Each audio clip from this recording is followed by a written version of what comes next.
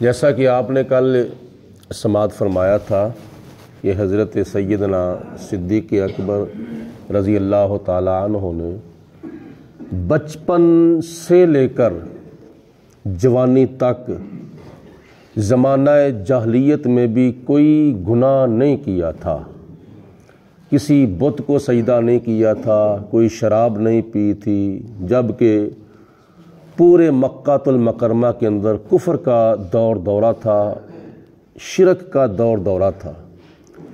تو جب آپ کی بچپن اتنی پاکیزہ ہے تو پھر زمانہ اسلام کے اندر آپ کی جوانی اور آپ کا بڑھاپا جو ہے وہ کتنا پاکیزہ ہوگا۔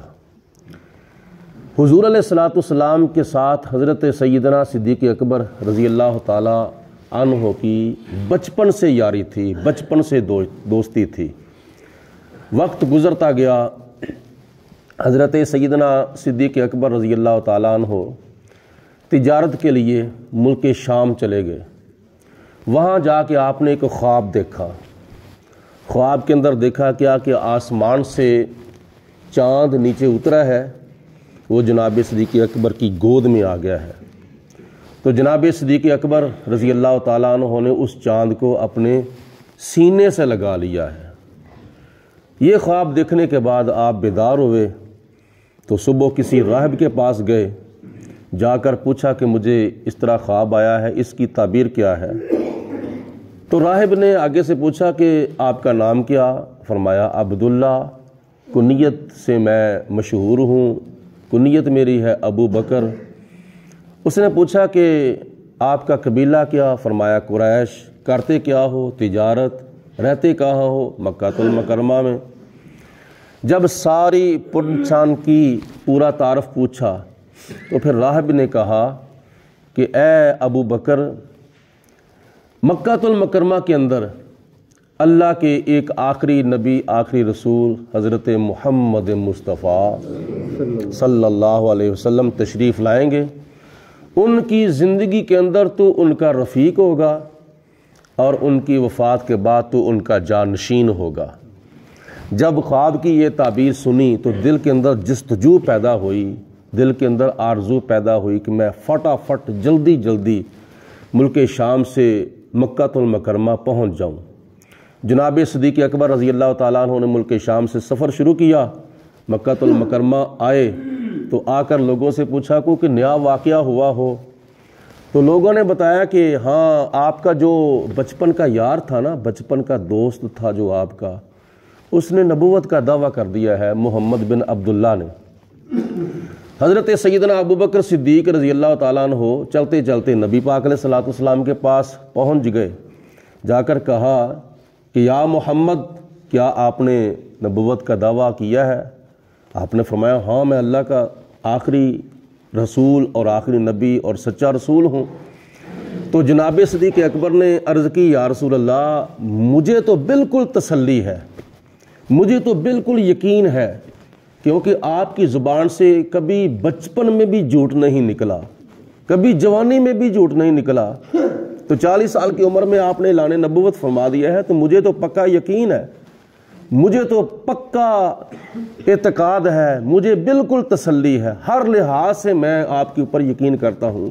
لیکن کوئی مجھ سے اگر پوچھے کہ تو نے جس نبی کا کلمہ پڑھا ہے کیا کمال تو نے اس کے اندر دیکھا ہے، کیونکہ نبی کے لیے معجزہ جو ہے وہ ضروری ہے، تو آپ کو معجزہ دکھا دیں تاکہ میں کسی کی تسلی کر سکوں۔ تو حضور علیہ الصلوۃ والسلام نے فرمایا کہ آپ کے لیے میرا معجزہ وہی کافی ہے جو آپ نے ملک شام میں جا کے خواب کے اندر دیکھا تھا۔ اس خواب کا آپ نے سوائے راہب کے کسی اور سے ذکر نہیں کیا۔ تو نبی کریم علیہ الصلوۃ والسلام کا جب علم غیب دیکھا تو حضرت سیدنا صدیق اکبر نے فوراً پڑھا لا الہ الا اللہ محمد الرسول اللہ صلی اللہ علیہ وسلم۔ مردوں میں سے سب سے پہلے نبی کریم علیہ الصلوۃ والسلام کا کلمہ پڑھنے والے حضرت سیدنا صدیق اکبر رضی اللہ تعالیٰ عنہ ہیں۔ عورتوں میں سے سب سے پہلے کلمہ پڑھنے والی ام المومنین، ہماری تمہاری سب کی اماں جان حضرت سیدہ خدیجہ الکبریٰ رضی اللہ تعالی عنہا ہے۔ بچوں میں سے سب سے پہلے کلمہ پڑھنے والے میرے اور تمہارے تمام سنیوں کے پیر حضور علیہ الصلوۃ والسلام کے ویر حضرت علی المرتضیٰ رضی اللہ تعالی عنہ ہیں، اور غلاموں میں سے سب سے پہلے کلمہ پڑھنے والے حضرت زید بن حارثہ ہیں۔ ان 4 افراد میں سے بھی سب سے پہلے کلمہ پڑھنے والے حضرت سیدنا صدیق اکبر رضی اللہ تعالی عنہ ہیں۔ یہ نبی پاک علیہ الصلوۃ والسلام کی بارگاہ سے آپ کو یہ شرف حاصل ہوا کہ 1400 سال سے لے کر اب تک اور اب سے لے کر قیامت تک جتنے بھی مسلمان آئے تھے، آئے ہیں اور آئیں گے قیامت تک، ان سب میں سے سب سے پہلے نبی پاک علیہ الصلوۃ والسلام کی غلامی کا پٹا ڈالنے والے اپنے گلے کے اندر حضرت سیدنا ابو بکر صدیق رضی اللہ تعالی عنہ ہیں۔ اللہ پاک کی ذات بابرکات ہم سب کو صحابہ کرام کے نقش قدم پہ چلنے کی توفیق عطا فرمائے۔ الصلاۃ والسلام علیک یا سیدی یا رسول اللہ وعلی آلک و صحابک یا سیدی یا حبیبی، الصلاۃ والسلام علیک یا رحمۃ للعالمین وعلی آلک و صحابک یا شفیع المذنبین۔ اللہم صلی علی سیدنا و مولانا محمد معدن الجود والکرم و آلہ و صحابہ و بارک وسلم۔ اللہم ربنا تقبل منا انک انت السمیع العلیم وتب علینا انک انت التواب الرحیم وافوض امری الی اللہ ان اللہ بصیر بالعباد۔